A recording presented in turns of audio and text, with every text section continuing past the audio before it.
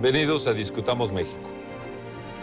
En este programa, el día de hoy, estaremos analizando un tema fundamental para el desarrollo social, para el desarrollo económico de nuestro país y lo que ha sido justamente de 1810 al año 2010, el tema de la educación superior. Para analizar, para discutir este tema tan importante, nos acompañan el día de hoy distinguidos compañeros de la educación superior, ciencia y tecnología en México.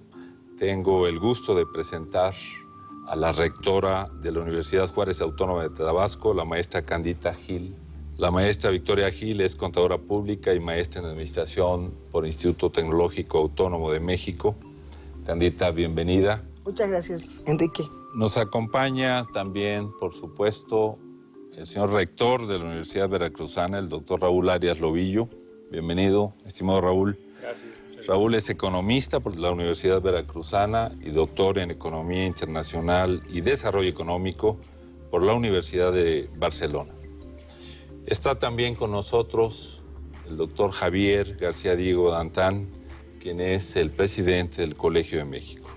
Es doctor en Historia de México por el Colegio de México y doctor en Historia de América Latina por la Universidad de Chicago. Bienvenido, Javier. Gracias, Enrique. Candita, Raúl, es un placer. Muchas gracias. La educación superior, 1810-1910.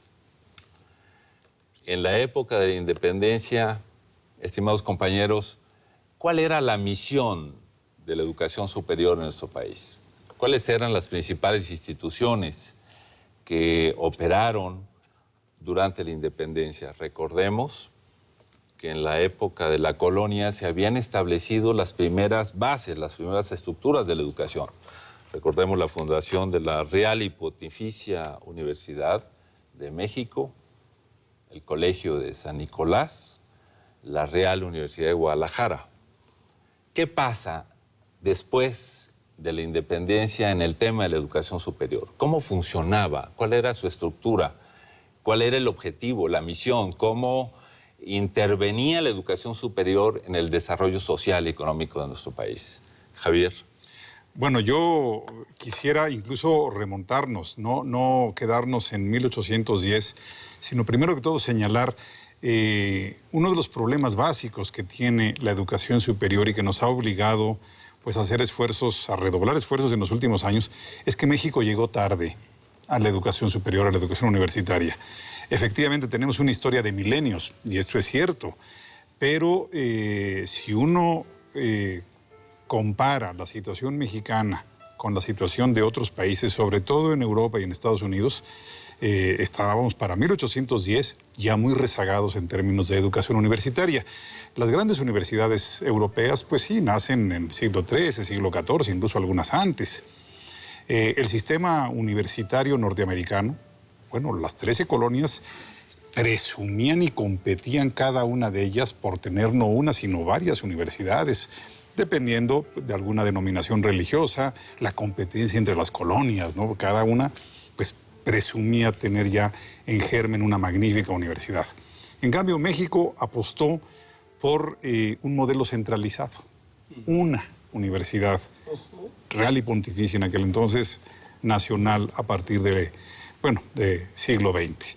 Yo creo que ese es uno de nuestros mayores problemas, llegar tarde y llegar de manera centralizada, en lugar de haber construido como hicieron en Europa. Uno piensa en Italia, piensa en Inglaterra, piensa en Francia. Nosotros no construimos un sistema universitario, construimos una gran universidad, repito, tradición desde el siglo XVI, tardío y centralizado. Raúl, ¿cuáles eran las principales formaciones? El objetivo de la formación universitaria era más bien formar la clase eclesiástica, tenía algunas orientaciones hacia la formación liberal. ¿Qué pasaba en esas épocas de la independencia y los años posteriores? No bien concluye el proceso de independencia. Y, por ejemplo, en el caso de Veracruz, el primer constituyente en 1824 establece las bases para homologar planes, programas en distintos centros escolares del momento. La disputa que sabemos que caracteriza todo el siglo XIX entre conservadurismo y liberalismo, pues va sin duda a determinar el desarrollo mismo de la educación superior en todo el país. En el caso de Veracruz, las primeras profesiones se desarrollan en el Colegio Nacional de Orizaba, el Colegio Nacional de Jalapa.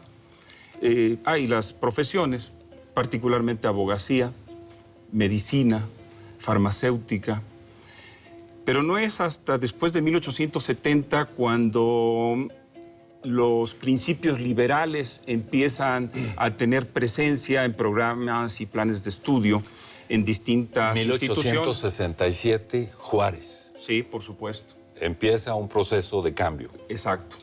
Y por eso es hasta 1870 en Veracruz cuando se empieza a liberalizar, digamos, el contenido de planes y programas de estudio.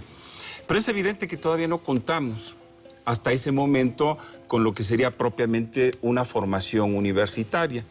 Tendría que ser hasta después de la Revolución Mexicana, con la llegada del gobernador Adalberto Tejeda, cuando se impulsa un departamento universitario inicialmente y después con las transformaciones a la propia Constitución del Estado de Veracruz en 1920, cuando ya se impulsa la primera idea de fundar una universidad.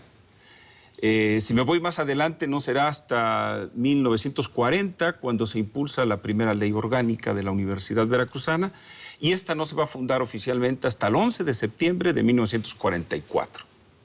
Sin duda, hay un aspecto importante que quizá antes del periodo revolucionario sucede en nuestro país y que quizá marca un derrotero de lo que tendría que ser recogido en la Revolución Mexicana en el tema de la educación superior. Juárez, Candita, promueve acciones para fortalecer la educación en su conjunto, fundamentalmente la creación de la Escuela Nacional Preparatoria.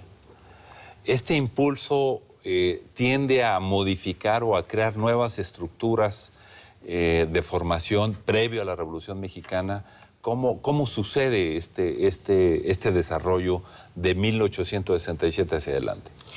Bueno, sin duda, Juárez es el que da las primeras bases de una educación superior en este país y empiezan a crearse una serie de institutos, además. Los recursos que se confiscan en la iglesia son asignados a la formación de estos institutos. Juárez destina 52,000 pesos para la creación del Instituto Juárez, que sería realmente el cimiento de la educación media y de la educación en Tabasco, lo que es hoy, hasta estos días ahora, la Universidad Juárez Autónoma de Tabasco, y se crea el Instituto Juárez. Precisamente Juárez señala que la educación debe ser a todo, que un pueblo para que pueda crecer, y si realmente veníamos de que todos estos movimientos sociales es precisamente para buscar la equidad, entonces habría que tener una educación laica, gratuita y que llegara a todas las capas de la población. La Revolución Mexicana, el gran logro de la Revolución Mexicana, la creación de la Secretaría de Educación Pública, sí, está transformando la antigua Secretaría de Instrucción Así Pública, es. José Vasconcelos como secretario, Sí. la autonomía de la Universidad Nacional, 1929, la autonomía de la Universidad Autónoma de San Luis Potosí, previo a la autonomía de la Universidad Nacional, 1923, sí, la creación del Instituto Politécnico Nacional, 1936.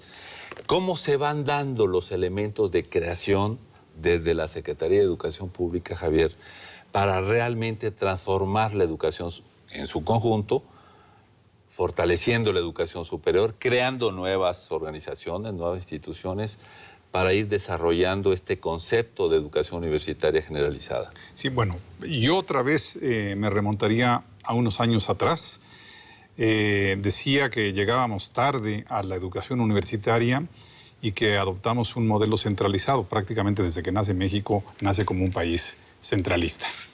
Pero además es una educación superior muy vinculada a ciertas pautas religiosas. Entonces, además de que llegamos tarde y de manera centralizada, tuvimos un siglo XIX, por lo menos los 2 primeros tercios del siglo XIX, muy difíciles. No hay recursos económicos capaces de construir instituciones. El país está en conflictos bélicos y políticos e ideológicos constantemente. Entonces, sí fue muy difícil el definir un proyecto educativo.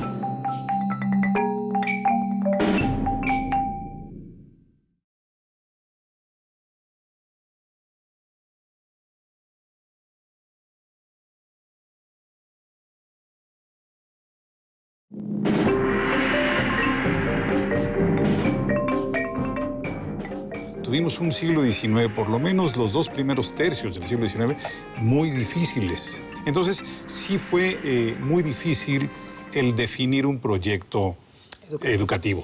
Esto llega con Juárez, 1867, la Ley de Educación, y sobre todo afecta a 2 cosas. Uno, tratar de dar una educación nacional, una perspectiva nacional, laica, civil. El derecho canónico, que era el que más se enseñaba, o el latín, que era el idioma que más se enseñaba, bueno, pues es desplazado en ese entonces por el francés, y el derecho civil pasa a sustituir, a desplazar al derecho canónico. En fin, muchas cosas muy importantes, porque con Juárez se da una educación no solamente laica y liberal, sino se impone el positivismo. En ese mismo año de 1867 da su primer discurso fundacional Gabino Barreda. ¿Qué quiere decir? Una educación científica, apegada a la modernidad. Esto para mí es fundamental. Ahora bien, México traía rezagos enormes. Entonces, durante los primeros, pues casi todo el porfiriato, digamos, finales del siglo XIX, primeros años del siglo XX, el compromiso es básicamente educación básica y educación superior. Por eso la apuesta de Justo Sierra, la apuesta de Juárez antes, es educación primaria y preparatoria. Había muy pocos que tenían acceso a la educación universitaria, que estaba parcializada en escuelas nacionales, jurisprudencia, ingenieros, medicina. Cuando en 1910 se crea la universidad, la población total de universitarios, esta es la suma de las 3 escuelas profesionales, no llegaba a los 1000 alumnos. O sea, teníamos 1000 estudiantes universitarios en 1910. Si hoy vemos las cifras, se ha hecho un esfuerzo brutal, extraordinario. Entonces, viene la revolución. Y la revolución, cuando se da en 1910, el porcentaje de analfabetos es más o menos 80%. Llega Vasconcelos y, a pesar de ser rector de la universidad, otra vez su gran apuesta es la alfabetización, la educación básica, la preparatoria, y entonces sí empieza a construirse un sistema universitario. Primero, repito, en base a la Universidad Nacional en Ciudad de México, y empiezan a desarrollarse muy tardíamente, si se le compara con el mundo occidental, universidades en otras partes del país. Y el gran impulso se dará a partir de la segunda mitad, o 1970, el crecimiento de las grandes universidades públicas. Vamos muy tarde, así que el esfuerzo que tenemos que hacer no es doble. Recuperar el tiempo. Recuperar el tiempo perdido. Ahora, yo, para sintetizar, la revolución, así como la revolución le dio tierra a los campesinos y le dio derechos sociales a los trabajadores, a las clases medias urbanas o a los sectores populares de las ciudades, es más difícil hacerlo para los sectores, digamos, desintegrados, rurales, educación. Esa es la gran apuesta de la revolución. Tierra, derechos sociales para trabajadores y educación. Así que esa es la característica del siglo XX mexicano. Sin duda. Educación como elemento para igualar oportunidades. Educación que, al irse transformando nuestro país, lo que señalaba el doctor García Diego, al favorecer la educación básica, la educación media, por supuesto, fue conduciendo al fortalecimiento de la educación superior. Pero es a partir de la época justamente de los 70 cuando hay un boom de la educación superior. ¿Qué pasa ahí, Raúl? A mí me parece que mucho tiene que ver el gran fenómeno del movimiento del 68. Si lo observamos como la expresión de un descontento de las clases medias de nuestro país, y el único camino que sabemos en ese momento, y creo que sigue siendo válido mirando las perspectivas del siglo XXI, la educación superior se constituye en un escalafón social para permitir el mejoramiento de las clases medias. El doctor García Diego apuntaba justamente el gran crecimiento que se da en la matrícula, de pasar del escaso número de universitarios a principios del siglo XX, y hoy podemos decir cómo hacia finales de la década de los 60 ya eran 250,000 estudiantes atendidos por 40 universidades, 30 públicas, 10 privadas, y por 23,000 profesores aproximadamente. Si ahora vemos las cifras actuales, son 2,700,000 estudiantes universitarios en el país. En este momento son 2,000 universidades, entre públicas, privadas, tecnológicas, etcétera, estatales, atendidos por 150,000 profesores aproximadamente. Esto nos da una idea del gran crecimiento que ha tenido el sistema de educación superior.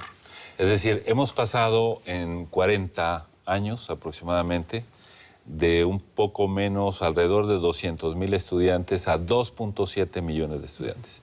Un gran crecimiento. ¿Cómo se da a tu juicio este crecimiento tan acelerado y qué problemas introdujo al sistema de educación superior de nuestro país? Pues yo diría que en principio fue muy adecuado impulsar el crecimiento de las universidades, sobre todo no solamente en el Distrito Federal, sino también las universidades de provincia. La década de los años 40 del siglo XX y la década de los años 50, uno puede observar el surgimiento de una gran cantidad de universidades en todo el país. Creo que es el hecho positivo. El hecho, diría yo, no tan positivo es que, sobre todo de los 70 en adelante, lo que vamos a observar es una improvisación muy grande y una repetición de las carreras tradicionales que hoy vienen a constituirse uno de los principales problemas. ¿Improvisación en qué sentido, Raúl? Profesores, en instalaciones inadecuadas, en una falta de vinculación entre la docencia con la investigación, y esto con su correlato de extensión a toda una estructura económica que hoy observamos en el mundo moderno. Es, digamos, la vinculación que se requiere y exige los tiempos que se viven en el mundo globalizado. Sin duda. Esta época de los 70, los 90, Candita, se genera un movimiento de creación de muchas instituciones, nuevos modelos de educación, además del sistema universitario que venía fortaleciéndose con las universidades estatales, públicas, privadas, algunas, la transformación de los institutos literarios que se iban conformando en universidades, la creación de los institutos tecnológicos, inicialmente al interior del Instituto Politécnico Nacional y después en un gran esquema de despliegue en prácticamente todos los estados de la República. La creación de la NUYES. La creación de la organización, la Asociación Nacional de Universidades e Instituciones de Educación Superior, permite efectivamente ir atendiendo cada vez con mayor eficiencia la demanda de la educación superior. Pero, ¿qué pasó en este lapso de tiempo? Quizá de los 70 a los 90 había una necesidad real de aumentar la cobertura, de mejorar el ingreso de los estudiantes de la educación media y la educación superior. Pero en el plano de la calidad, ¿qué podríamos hablar de estos momentos en la educación superior? La educación superior sin duda ha vivido sobresaltos a lo largo de estos 200 años o más, en que como tal no ha habido una política de Estado de largo plazo. Sin duda viene esta gran expansión a partir de los 70, como dice Raúl, el movimiento 68, pero estamos respondiendo a un sistema de expandir y avanzar en el tema de la cobertura. Atendemos la cobertura, pero no atendemos la calidad.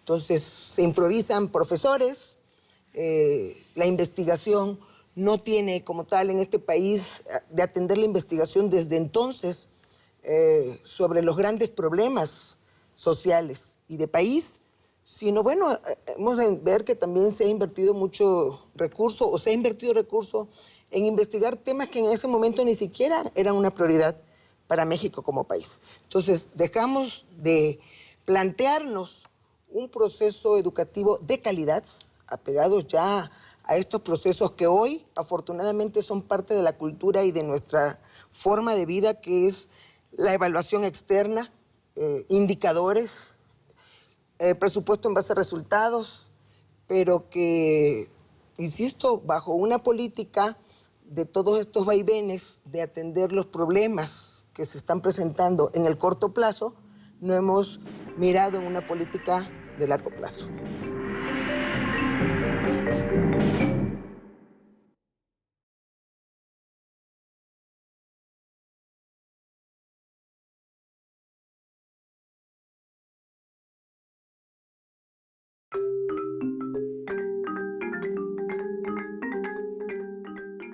Insisto, bajo una política de todos estos vaivenes de atender los problemas que se están presentando en el corto plazo, no hemos mirado en una política de largo plazo. A partir de los 90, y con base en las reflexiones de Raúl, de Candita, Javier, se crea todo un movimiento en la cultura universitaria buscando cada vez eficientar los procesos, mejorar la propia estructura de las universidades, definiendo rumbos más claros. La preocupación se centra mayormente en la calidad. La cobertura, por supuesto, está latente, la equidad está latente.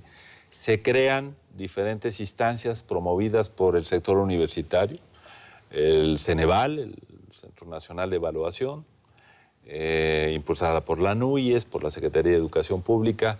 Se crean los comités institucionales de evaluación de la educación superior. Es decir, ¿qué ha pasado de los 90 al 2010 en la gran preocupación que a veces era un tema tabú de discusión en el sector universitario? Sí. Era más bien preocupación del sector social, del sector empresarial, de las autoridades federales de educación y estatales de educación. ¿Cuál es la principal experiencia en estos años en el tema de la calidad y en el tema de integrar los retos como la cobertura y la equidad al desarrollo universitario? Son varios temas interrelacionados. Yo de verdad destacaría que 1970 tal vez sea una fecha clave porque se da un crecimiento brutal. Decía Raúl que en 1970, números más o menos redondeados, teníamos 250,000 estudiantes de nivel superior en el país. Pasamos al 1990 con 1.300.000, o sea, casi un 400%, 20 años. Y ahora estamos prácticamente sobre los 3 millones, digamos, así en términos generales. Aún así, la cobertura nacional es baja. Las cifras oficiales hablan de 28%, pero es una cifra... Ese es el número es la cantidad de jóvenes en edad de estudiar la educación superior. Esa es la cobertura. El número de jóvenes... bueno, los que están en edad, digamos, universitaria y que tienen acceso a ese tipo de estudios. Pero es una cifra que hay que tener en perspectiva, sobre todo con dos perspectivas. Uno, comparada con otros países. Incluso en América Latina hay países que tienen un poco de mejor cobertura. Colombia, para no hablar de otros, Argentina, Brasil. Y lo segundo es que al interior del país también hay una cobertura desigual. Ciudad de México tiene una cobertura pues, de primer mundo, digamos 50% aproximadamente, mientras que hay estados, Quintana Roo o poblaciones, también no hay que verlo por población, en las poblaciones pequeñas pues no tenemos manera de darle cobertura a la educación. Entonces, ese es un reto enorme, fue el crecer y aumentar la cobertura, que se está aumentando, y se mejora punto por punto, y cada punto implica muchísimos esfuerzos, apertura de instituciones, consecución de profesores, becas para los alumnos.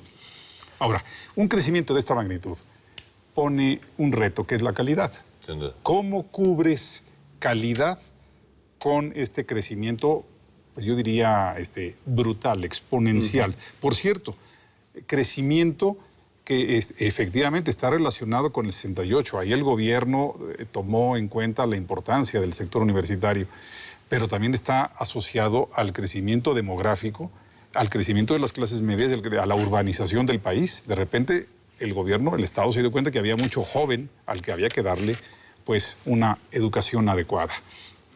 Yo creo, efectivamente tenemos entonces dos retos. Estoy seguro que Candita, Raúl y tú mismo, pues tu experiencia en el Poli te lo dice.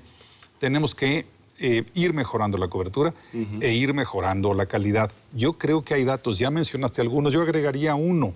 El SNI se creó en 1984, si no mal recuerdo.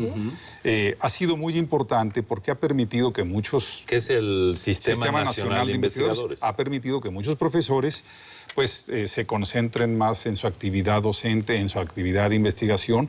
Hoy en día, por aquí traía yo cifras, el crecimiento porcentual de profesores con SNI en las universidades públicas de los estados es notable.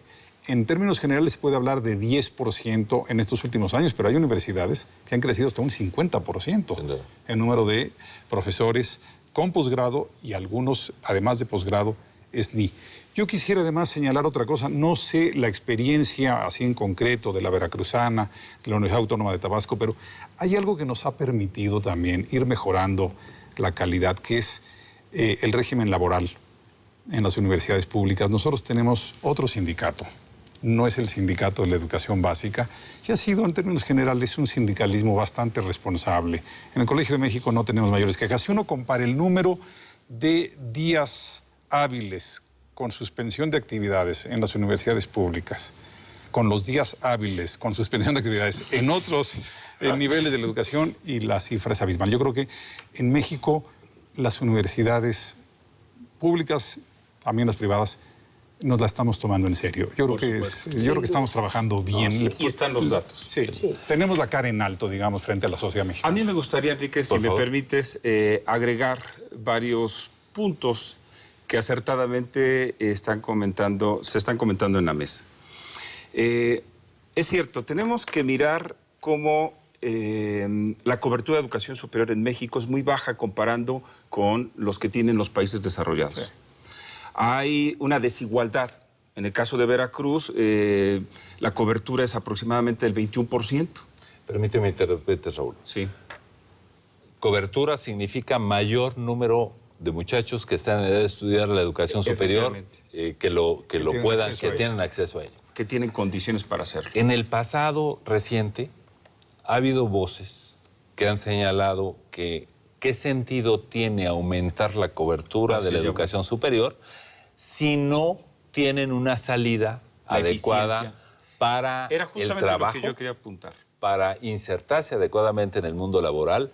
Si no hay trabajo, hay algún diputado que se atrevió a decir por ahí hay que cerrar alguna que otra universidad porque están saliendo sin posibilidades de trabajar. Claro. ¿Qué opinas de eso? Es que, ¿de qué nos sirve tener una cobertura del 28% si la eficiencia terminal en principio es un poco más del 50%? Ahí hay un gran desperdicio de recursos y necesitamos investigar seriamente cuáles son los problemas por los cuales no retenemos al mayor porcentaje de nuestros estudiantes hasta su salida. A la salida es el otro problema. No hemos tenido la capacidad en la estructura económica del país de crear los empleos productivos suficientes para dar justamente un espacio laboral a los jóvenes universitarios. Pero yo quiero apuntar otro tema también. Cuando hablamos de un sistema de educación superior en el país, hoy yo creo que no tiene vigencia la aseveración del doctor García Diego. Hoy todavía no tenemos un sistema de educación superior. Tenemos un archipiélago que falta coordinarse. ¿Quién coordina las autonomías que nos permitan desde la perspectiva académica mirar sobre la oferta educativa y sobre todo prepararnos para la oferta educativa del futuro? La movilidad nuestra de nuestros estudiantes y, ¿por qué no?, de nuestros académicos. Ir quitando la centralización, pero de manera efectiva. Y yo diría, ¿cómo podemos ponernos de acuerdo sobre el desarrollo de una investigación científica, tecnológica y humanística con una amplia participación de todas las instituciones de educación superior? Son temas que tendrían que resolverse con una adecuada coordinación. Yo pienso entre la Subsecretaría de Educación Superior, el Consejo Nacional de Ciencia y Tecnología y, por supuesto, la NUYES. Raúl y Candita, señor presidente del Colegio de México, siglo XXI, 2010 en adelante. Hemos abordado algunos de los problemas de la educación superior en los últimos años, el tema de la equidad, de la cobertura, de la calidad, de la descentralización, El tema de la equidad me parece que es un tema fundamental. Todavía tenemos una distribución que daría pena a cualquier país de ingreso de las comunidades más desprotegidas a la educación superior. El tema de su inserción laboral, por supuesto, que se ha comentado. Pero de cara al futuro, de cara a este siglo XXI, con los retos que eso significa, de cara a este nuevo reto en donde los sistemas de producción están basados en nuevas reglas, nuevos paradigmas, estamos inmersos en la sociedad del conocimiento, Así es. que significa que hemos cambiado. Antes los países eran ricos porque tenían o no materias primas que podían vender o podían transformar. Ahora no es suficiente ayuda. Yo no sé qué pasaría con nuestro país si no tuviéramos petróleo, por ejemplo. Ni hablar del tema. Ni hablar del tema. Ya se ven los problemas. Ya se ven los problemas.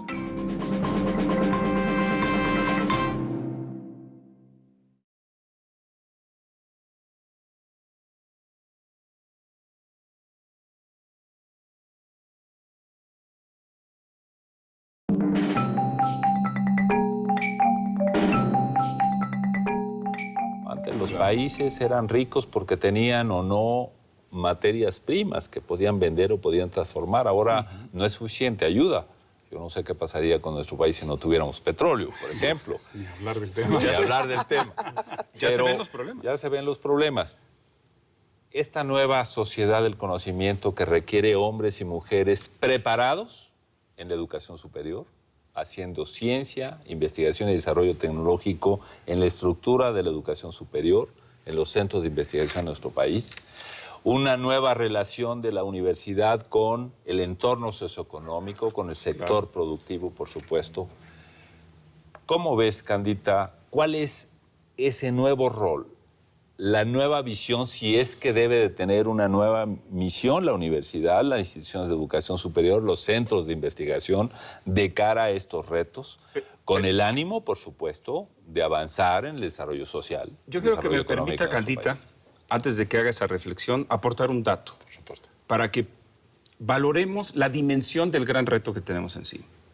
A finales del siglo XX, los organismos internacionales de la ONU estaban previendo que el conocimiento de la humanidad se estaba duplicando cada 5 años aproximadamente. Hoy, los mismos organismos internacionales que hacían esa previsión a finales del siglo pasado están diciendo, pues nos equivocamos. El cambio es mucho más acelerado.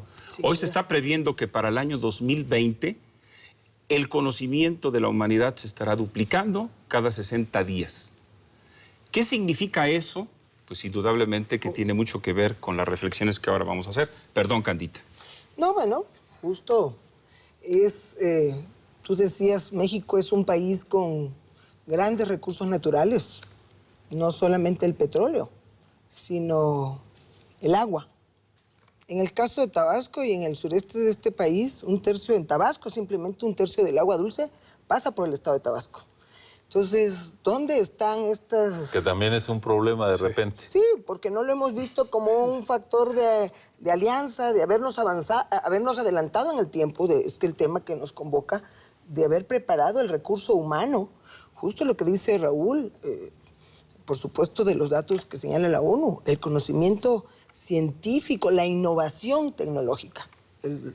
Ya los países no estarán medidos ni estarán en el contexto del desarrollo hoy ya no en 20, 25 años, hoy, sino por el capital más importante que es el recurso humano. La preparación, la innovación, el conocimiento, la investigación. ¿Cuántas patentes en este país se registran?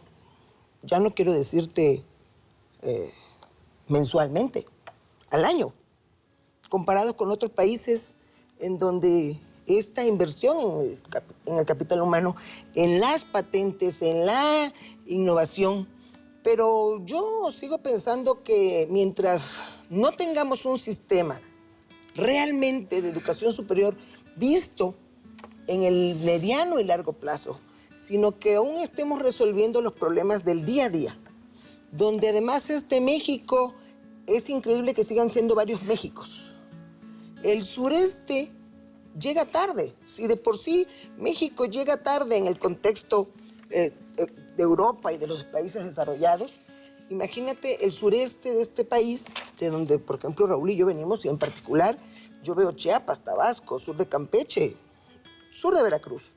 Entonces, donde realmente nosotros llegamos a la universidad hace 50 años, cuando la carretera Circuito del Golfo llega a Tabasco y se conecta. Entonces, bueno, no estamos en las mismas condiciones como sigue aún el proceso educativo centralizado.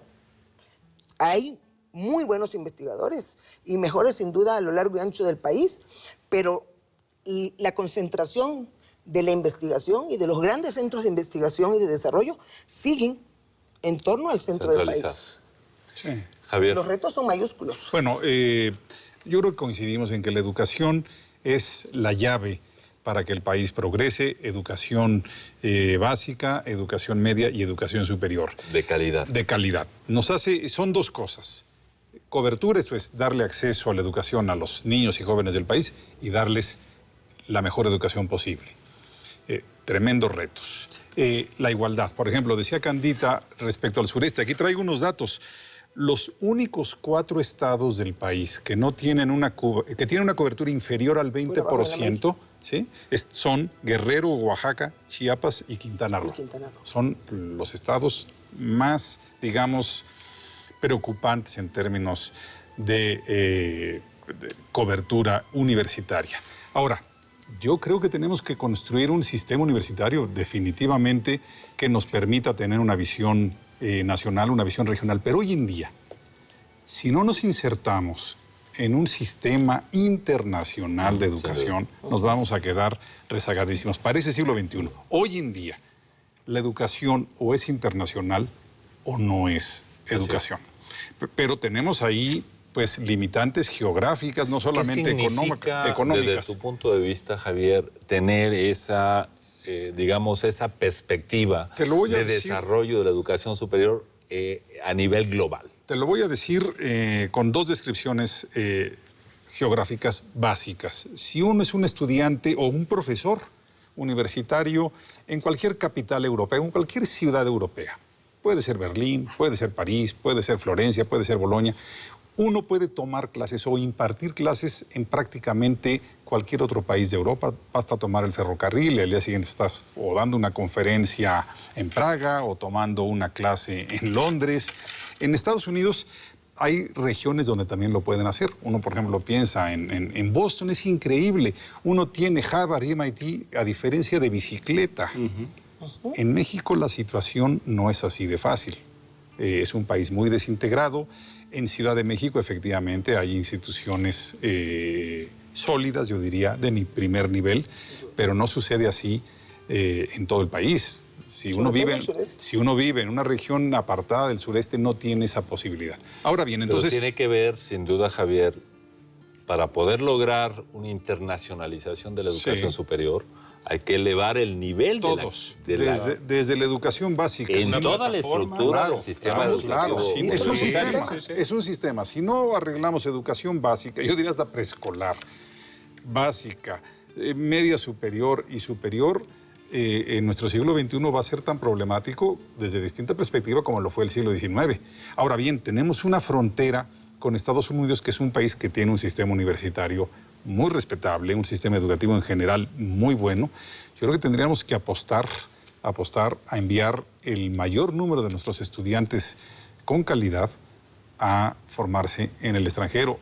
Yo no estoy exigiendo necesariamente largos estudios, doctorados de muchos años, no, pero sí tenemos que tener una vinculación, una dinámica de internacionalizar nuestra educación. Esto para muchos televidentes puede resultar una quimera, un sueño guajiro, pero yo creo que los que estamos metidos en la educación superior tenemos que plantearnos sueños guajiros. Sin duda, por supuesto. Ese es el reto. Sueños guajiros. Sueños guajiros, pero resolverlos.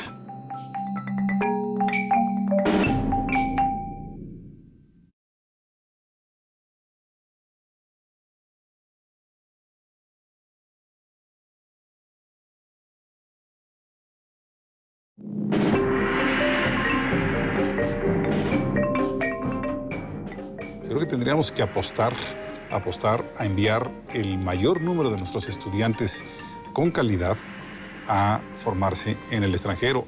Esto para muchos televidentes puede resultar una quimera, un sueño guajiro, pero yo creo que los que estamos metidos en la educación superior tenemos que plantearnos sueños guajiros. Sin duda, por supuesto. Ese es el reto. Sueños guajiros. Sueños guajiros, pero resolverlos, que no se queden en sueños. Nos quedan unos pocos de minutos. A mí me gustaría aportar lo siguiente. Coincido con Javier, pero creo que tenemos que sentar las bases para que el impacto social sea mayor.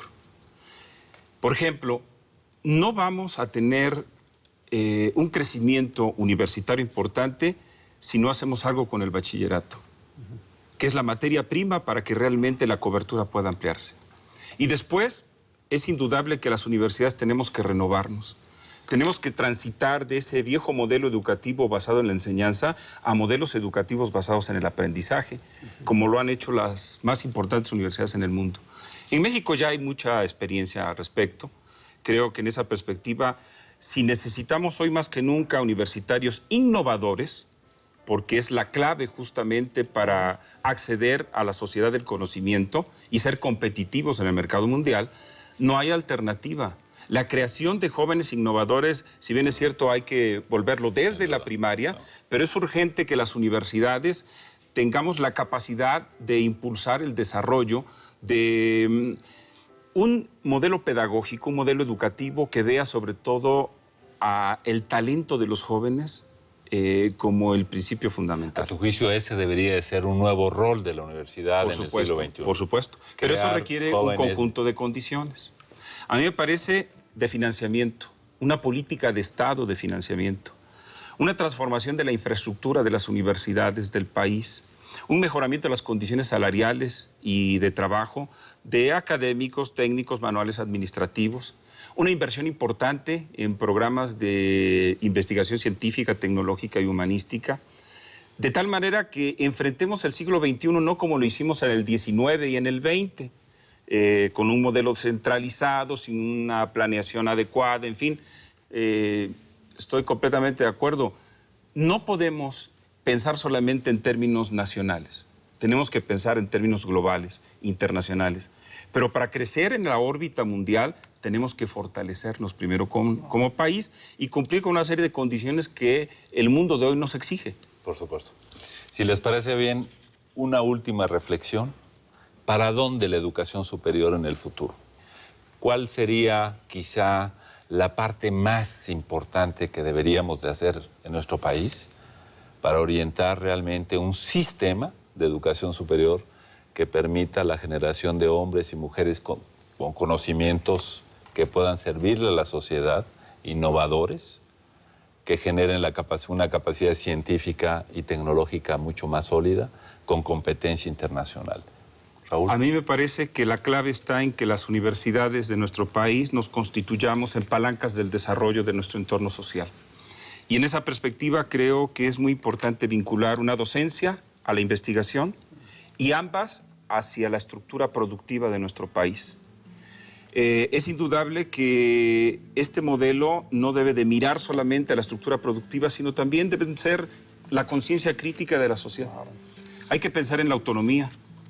La autonomía requiere revisarse para que las universidades tengamos mayores capacidades de autogobierno, pero también para que se pueda impulsar y consolidar la transparencia y la rendición de cuentas. Por supuesto. Me parece que es fundamental que a la sociedad entreguemos los mejores resultados de los recursos que la sociedad entrega para las universidades públicas. Y mientras Europa ha construido un espacio común de educación superior, a mí me parece que en América Latina urge construir un espacio de educación superior con apoyo del norte. En lugar de que Estados Unidos esté impulsando medidas como las de Arizona o murallas, etcétera, creo que tenemos que construir acuerdos que deben de mirar, contribuir a crear espacios de investigación de alto nivel en América Latina para que América Latina pueda contar dentro de la sociedad del conocimiento. Son grandes retos que tenemos que enfrentar las universidades, pero también los gobiernos, mirando hacia el futuro como el único camino para disminuir pobreza y marginación que abundan en América Latina. ¿El escenario se ve bien? ¿Es factible? ¿Hay esperanza? Una última reflexión. Sí, por supuesto, hay esperanza, hay apuesta en este país. Las universidades públicas hemos dado muestra de ello en los últimos años. Hablamos hace un momento de la cobertura y hoy de la calidad. Hoy hay grandes centros de investigación, grandes centros de estudio, que los recursos se han aprovechado al máximo. Los presupuestos asignados a la educación superior, si comparamos con los resultados, han sido asombrosos los resultados comparado con la inversión hecha.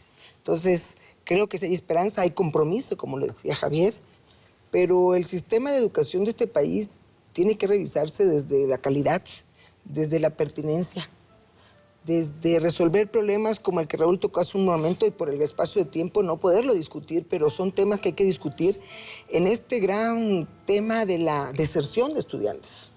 Una educación incluso con una visión cada día más, sin ser feminista, con un enfoque de participación muy fuerte de las mujeres. Las matrículas hoy dentro de los centros de educación superior es otro tema. Verdaderamente... En mi caso, por ejemplo, el 54% de la matrícula hoy es femenina, han cambiado en los últimos años. Entonces, bueno, desde la infraestructura, muchas veces ni los baños de las escuelas están pensando para las jovencitas y las niñas. Entonces, hay mucho trabajo y muchas cosas por hacer. Tenemos que aprovechar este bono demográfico que ya nos alcanzó y que precisamente en los próximos 25 años, ese es el reto de buscar los canales que conduzcan a toda esta juventud, a este presente del México de hoy, para llegar a estar en esta sociedad del conocimiento. Claro. ¿En cuántos años, Javier, estaremos reuniéndonos para celebrar que lo que aquí hemos comentado, que los retos que se han señalado con toda certeza estarán en vías de resolverse? Yo te diría que ojalá no tuviera lugar esa reunión, siempre fijarnos nuevos retos, nuevos dilemas. Ahora, yo agregaría un último punto. Es un sector hermosísimo, el sector de la educación superior.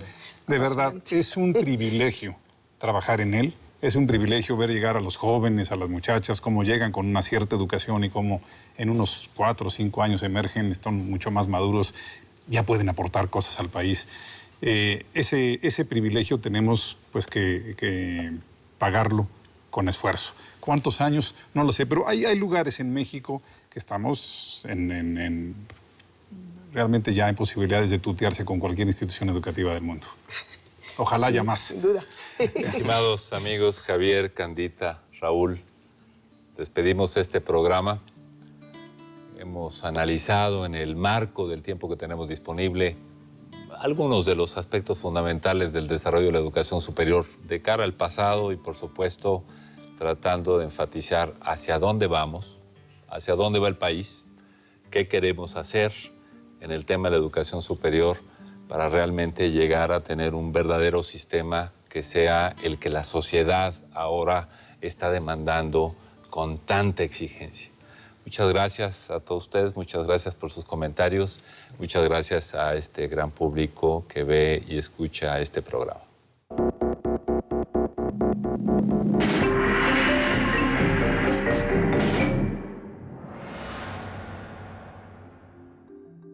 Cada vez que una sociedad se ha equivocado y no ha invertido adecuadamente en educación superior, en ciencia, esa sociedad ha fallado, ha fracasado. En educación superior tenemos que tener una cobertura no solamente por la visión social, pero porque en un momento estamos polarizando la sociedad y a la larga esa sociedad no es sostenible. No puede hablarse de educación de calidad en una universidad si no está basada esa formación en un esquema o en un programa importante de investigación institucional.